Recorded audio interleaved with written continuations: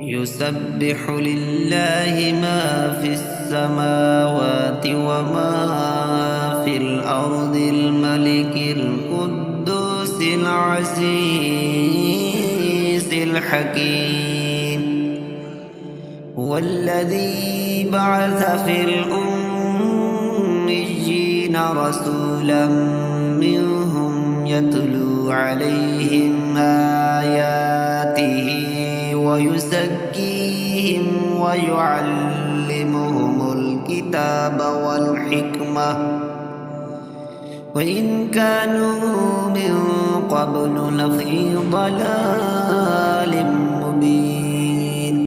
وآخرين منهم لما يلحقوا بهم وهو العزيز الحكيم ذلك فضل الله يؤتيه من يشاء والله ذو الفضل العظيم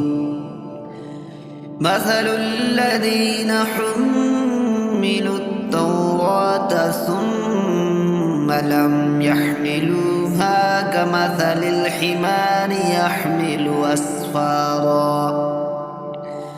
بئس مثل القوم الذين كذبوا بآيات الله والله لا يهدي القوم الظالمين قل يا أيها الذين هادوا إن زعمتم أنكم أولياء لله من دون الناس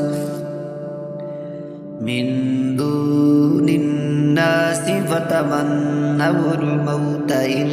كنتم صادقين ولا يتمنونه أبدا بما قدمت أيديهم والله عليم بالظالمين قل إن الموت الذي تفرون منه فإنه ملاقيكم ثم تردون إلى عالم